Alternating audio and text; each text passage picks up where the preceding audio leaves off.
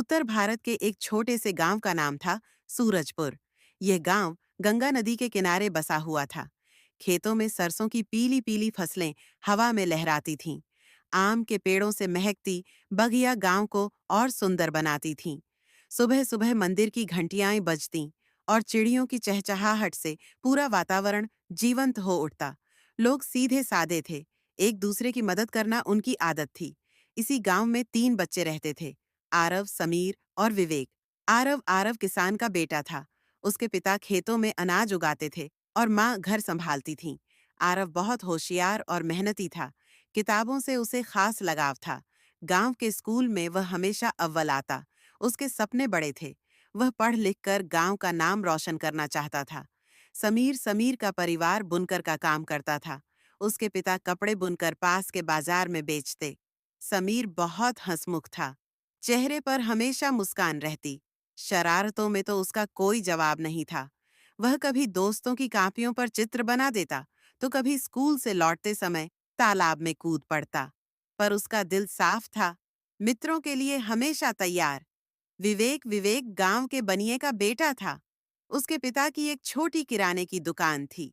विवेक थोड़ा गंभीर स्वभाव का था। उसे लिखने और चित्र बनाने का शौक था। गांव के त्योहारों में जब झांकी सजती, तो विवेक ही रंग बिरंगे चित्र बनाकर सबको चौंका देता। वह सोचने समझने में गहरा था और दूसरों की बातें ध्यान से सुनता। पहली मुलाकात ये तीनों अलग अलग परिवारों से थे, लेकिन किस्मत ने इन्हें एक साथ जोड़ दिया। एक दिन स्कूल में खेलकूद प्रतियोगिता हो रही थी। दौड़ में भाग लेने वाले बच्चों में आरव भी था। वह तेज दौड़ा, पर अचानक उसका पैर फिसल गया और वह गिर पड़ा। बाकी बच्चे आगे निकल गए। आरव को चोट लगी। वह रोने ही वाला था कि समीर दौड़ छोड़कर उसके पास पहुंचा। उसने हाथ बढ़ाकर कहा, चलो उठो, दोस्ती में जीत हार से बड़ा साथ होता है। वहीं खड़े विवेक ने अपनी रूमाल निकालकर आरव का घुटना साफ किया और कहा, घबराओ मत, हम तुम्हें फिर से जिताएंगे। उस दिन से तीनों की दोस्ती की शुरुआत हुई। गांव में दोस्ती की चर्चा, धीरे धीरे यह दोस्ती इतनी गहरी हो गई कि लोग उन्हें एक साथ देखकर कहते, ये तीनों तो एक आत्मा के 3 हिस्से हैं। जहां आरव समझदारी दिखाता, वहां समीर हंसी मजाक से माहौल हल्का करता और विवेक अपने विचारों से सबको सही राह बताता। तीनों का सबसे प्रिय स्थान था गांव का बरगद का पेड़, जो तालाब के किनारे था। स्कूल से छुट्टी मिलते ही वे वहीं पहुंच जाते। कभी गिल्ली डंडा खेलते, कभी पानी में कंकड़ फेंकते और कभी आसमान की ओर देखकर सपने बुनते। आरव कहता, मैं बड़ा होकर डॉक्टर बनूंगा।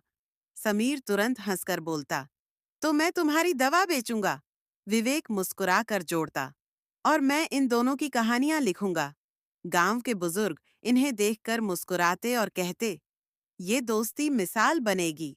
पहला छोटा रोमांच। एक बार गांव में मेले का आयोजन हुआ। वहां लकड़ी का झूला, मिठाइयाँ और खिलौनों की दुकानें लगीं।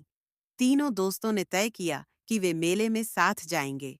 समीर ने अपनी माँ से चुपके से पैसे निकाल लिए। आरव ने पिता से ईमानदारी से मांगे और विवेक ने अपनी बचत जोड़ दी। मेले में पहुंचकर उनकी आंखें चमक उठीं। समीर ने सबसे पहले जलेबी खरीदी और 3 हिस्सों में बांट दी।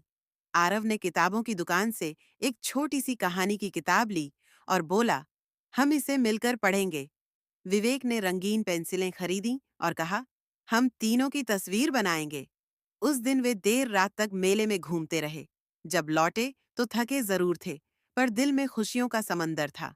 अध्याय का अंत इस तरह उनकी दोस्ती बचपन से ही गहरी होती चली गई। 3 अलग-अलग स्वभाव के बच्चे, एक होशियार, एक शरारती और एक गंभीर, एक दूसरे के पूरक बन गए।